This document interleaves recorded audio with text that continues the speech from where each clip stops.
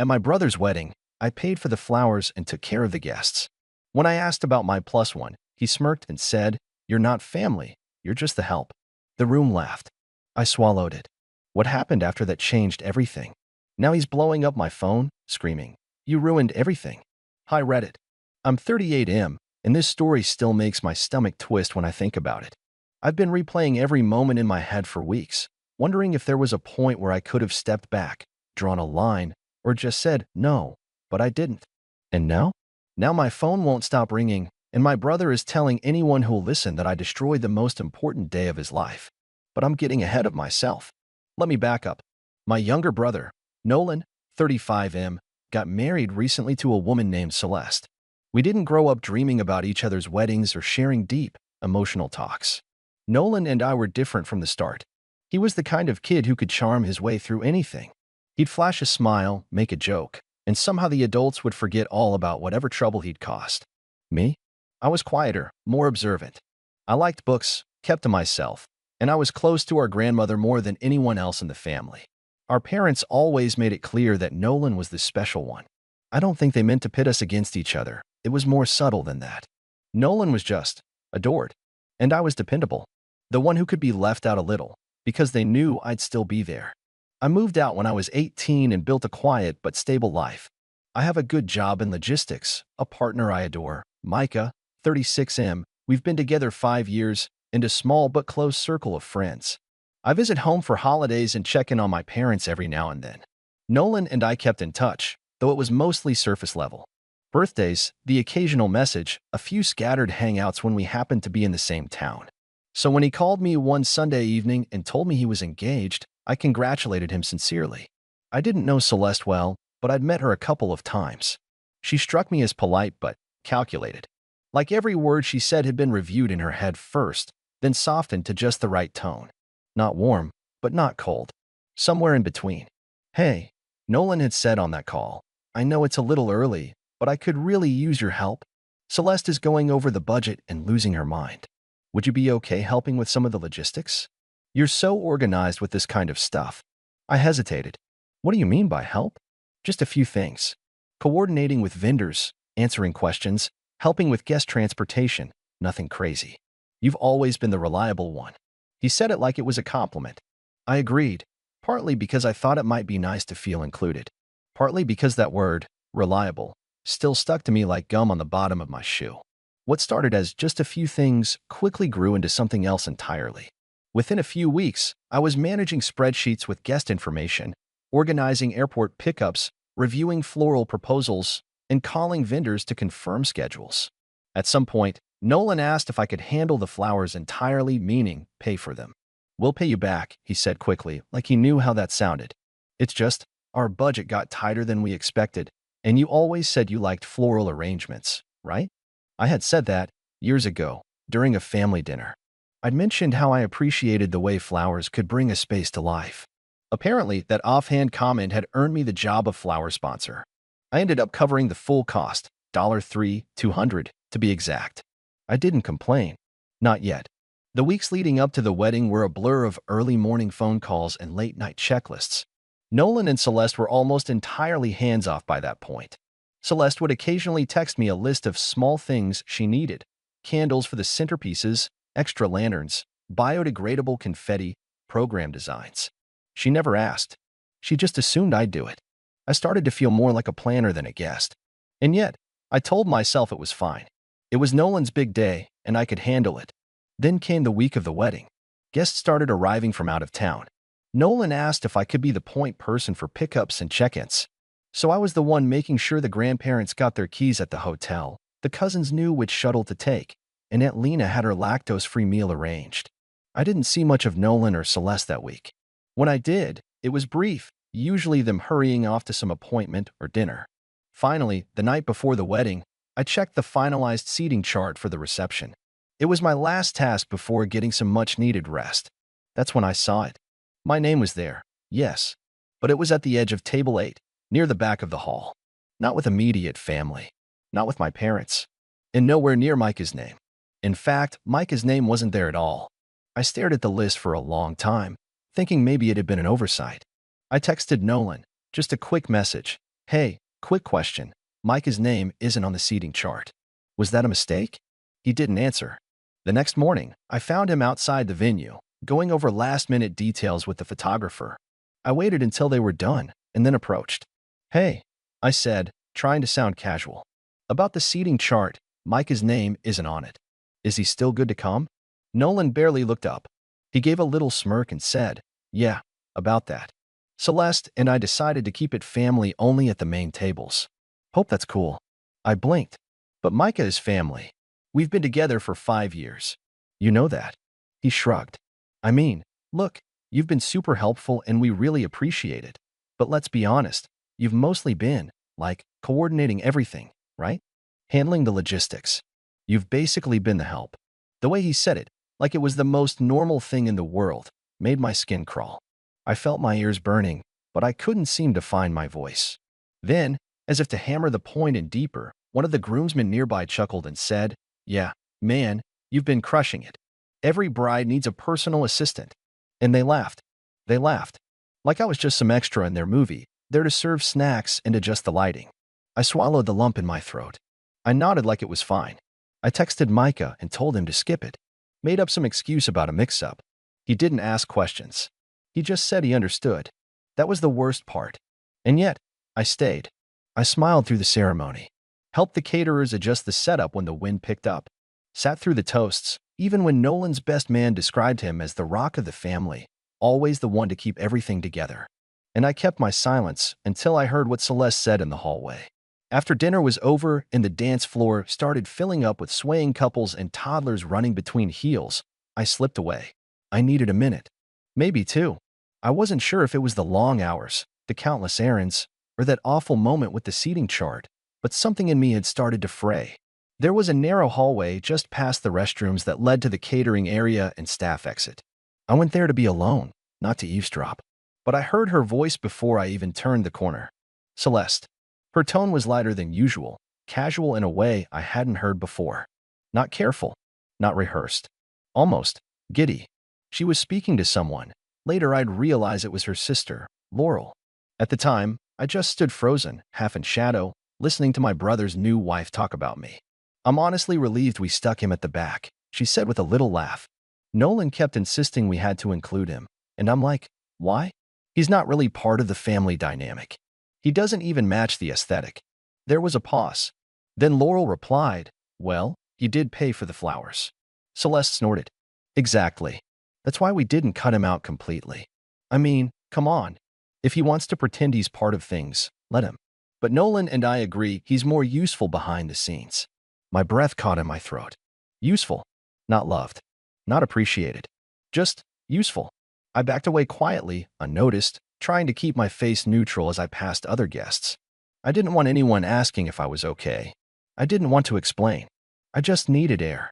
I stepped outside to the side patio, where string lights cast a soft glow over the stone walls. A few people milled around, talking, but no one noticed me. I found a bench near the edge and sat, gripping my phone like it could anchor me. I must have sat there for 15 minutes, maybe more. I thought about Micah, how I'd told him not to come. About my parents, who hadn't even asked where I'd been seated.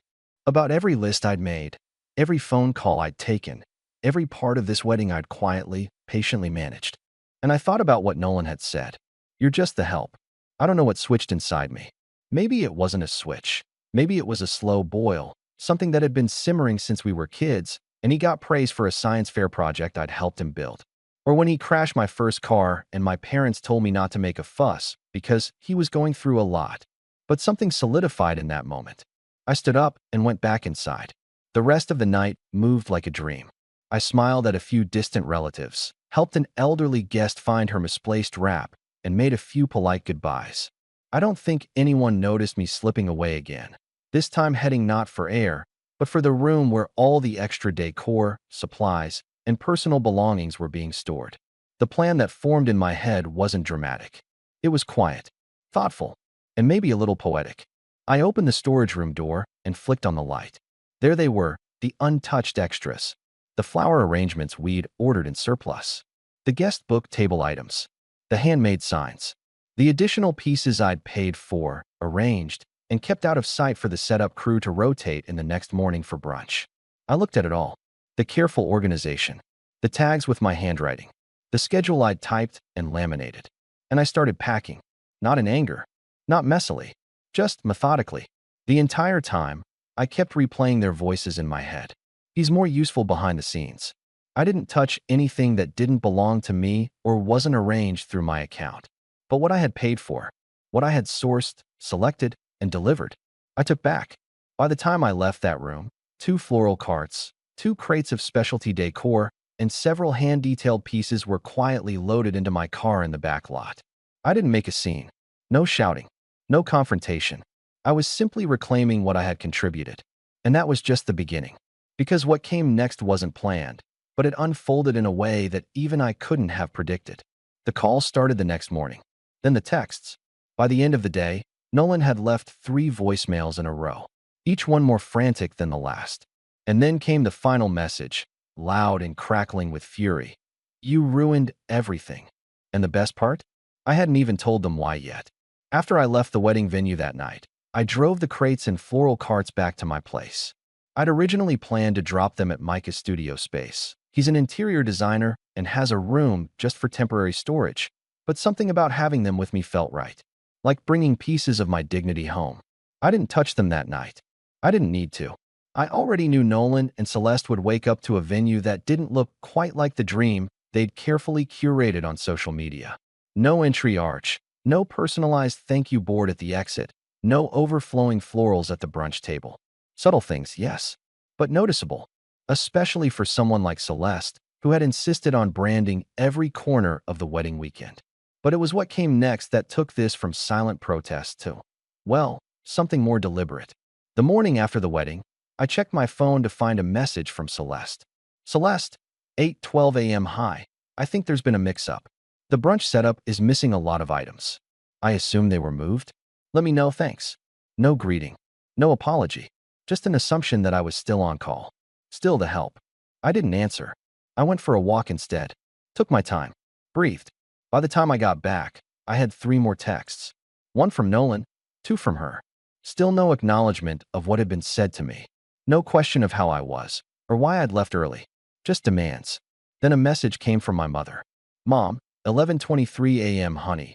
There's a bit of chaos at the brunch. Nolan says some things are missing. Can you check in with the team you used? That one hit harder. Not because she was angry, but because it confirmed something I already suspected. Nolan hadn't told her what he said to me. He didn't mention the just the help comment or the seating chart or how I'd been spoken about like a hired hand. No, he only told her what would make him the victim. I stared at that message for a long time before I replied. Me, 11:40 a.m. I'll speak to Nolan directly. And I did. I waited until the day after the brunch. I wanted time to cool down, to be measured. I wanted my words to come out clean, not like fire, but like ice. We met at a quiet coffee shop. Neutral ground. I saw the flicker of unease in his eyes the moment I walked in. He tried to smile, but it wavered. Hey, he said, standing awkwardly.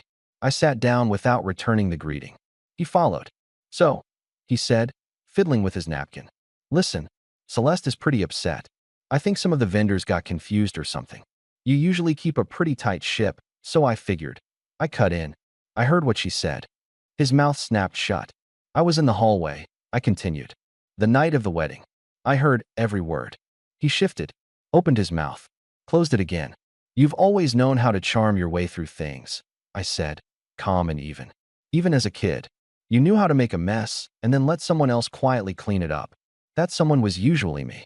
And I let it happen, Nolan, over and over, because I thought maybe if I just stayed reliable, I'd finally be treated like more than a background character in my own family. His eyes dropped to the table. But the truth is, I went on, I didn't ruin anything. You did. And Celeste did. With your words, your choices, and your entitlement. He finally looked at me. It was a joke. No, I said. It was who you really are when no one's watching. And now I see it clearly. I stood up. By the way, I didn't take anything that didn't belong to me. I paid for the decor, the arrangements, the signage. They were never yours to claim. He blinked. So you're just keeping them? I donated most of it yesterday, I said.